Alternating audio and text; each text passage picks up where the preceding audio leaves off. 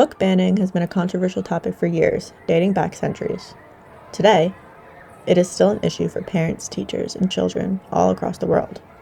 It is especially relevant in my hometown of Toms River, where the school district is currently dealing with unhappy parents looking to censor certain titles that have been deemed unsuitable for children. Book banning is a form of censorship that controls what books children and young adults are taught to read in K through 12 schools. Some books that have been challenged over the years are titles such as To Kill a Mockingbird, Of Mice and Men, or The Diary of Anne Frank.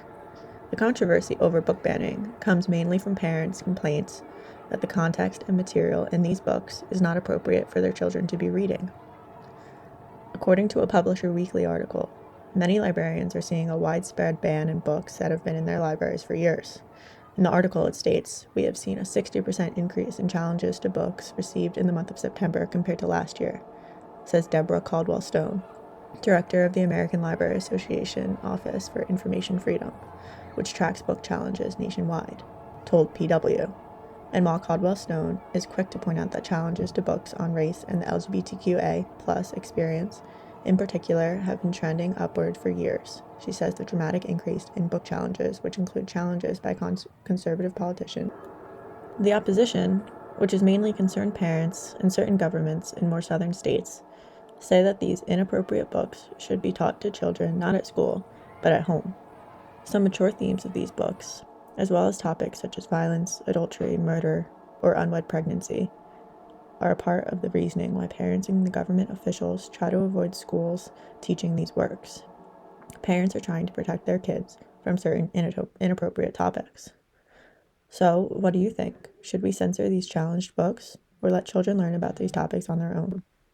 Christy Downs, Supervisor of Instruction of the Secondary English Department in the intermediate and high schools in Toms River, can share her opinions on this controversial topic and explain why she believes that children have the right to be exposed to certain titles. Book censorship or banning of books within any K-12 school district, especially one that's public, is never something that is going to be beneficial to students. Students should have free choice to read whatever they feel like reading, because reading is what opens their minds to things in other worlds that they're not necessarily exposed to in their own homes. Books can open their minds to different cultures, different races, different sexual identities, and that's how they learn. It's how kids have always learned. And if we decide as a community to ban certain books based on what we decide is not appropriate material for kids to read, age appropriate is one thing, but appropriate in terms of content for specific grade level, then we are eliminating the ability for kids to learn about cultures that are not taught to them at home. According to a Time magazine article, people feel as if children are more exposed to certain content on social media and cell phones than there are novels being taught in schools. But in the article, it states, as Lisa Varga, executive director of the Virginia Library Association, points out, social media and the internet make it near impossible to keep anything from students. The majority of these kids have cell phones with unfettered access to the internet, she says. They can find more on their phone that their guardians provide and pay for. That's more objectionable than what they're going to find in the books in their school library. Furthermore, an English teacher from the Toms River School District, Elizabeth Kartikas, shares her opinion on book censorship in high schools and the effect this issue has had on teaching at this level. I feel like I'm at a crossroads.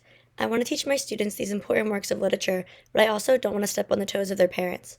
I personally don't think that any of the books that I'm teaching are inappropriate or have any overly mature themes, but administration and the school board are continuously fighting against concerned parents. These past few years have been hard for me as a teacher, as well as my fellow colleagues. We have seen recent effects of book censorship in Virginia, according to a recent article in The Week. According to this article, a Virginia County School Board saw a vote to remove books from their aligning school districts in the county.